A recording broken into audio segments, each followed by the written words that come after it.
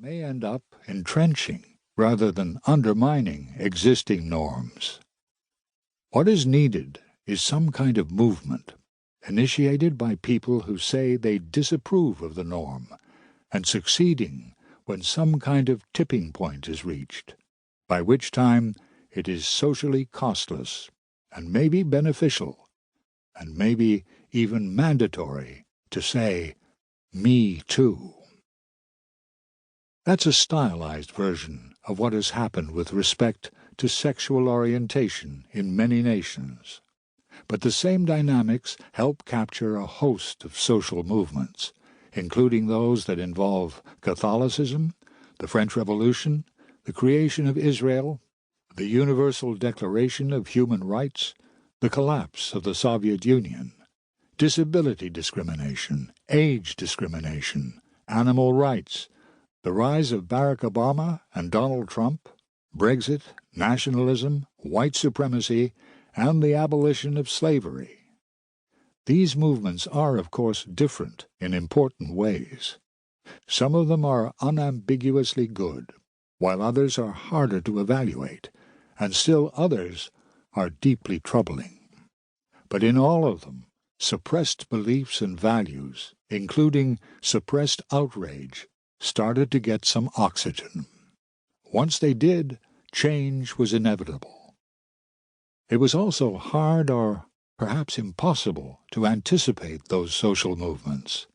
A central reason is that because people falsified their preferences, individuals did not know what their fellow citizens actually thought. In the face of preference falsification, the circumstances are right for unleashing social change. But because preferences are falsified, few people may be aware of that fact. Another reason for the unpredictability is the overriding importance of social interactions. For change to occur, interactions need to produce, at just the right times and places, a growing sense that an existing norm is vulnerable, and that may or may not happen. Serendipity might be crucial. Who talks to whom at the right point? What is covered in the right newspaper? Who retweets what, and exactly when? Science fiction writers like to explore counterfactual history, historical arcs in which the South won the Civil War, Hitler devoted his entire life to painting, John F. Kennedy wasn't assassinated, or Donald Trump decided to ramp up his real estate activities rather than to run for president.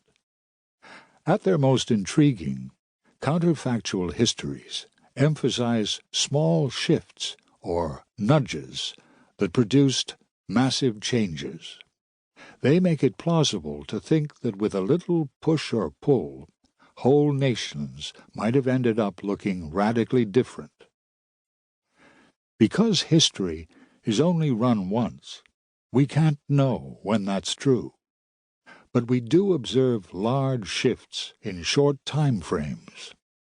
If we have a sense of the mechanisms that account for those shifts, we might be newly aware of the extent to which things we now take for granted were not exactly predestined, and of how, with a little pressure at the right time, the coming decades might take startlingly different courses.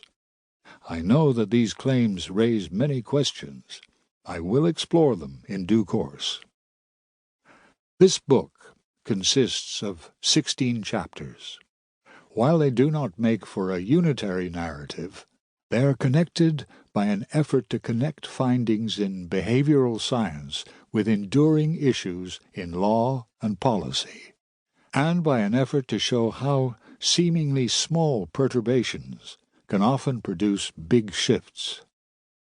The first 3 chapters explore the power of social norms, the importance of social cascades, the phenomenon of group polarization, and the expressive function of law. I emphasize that in many cases people are unleashed for better or for worse, and that in other cases something very different happens.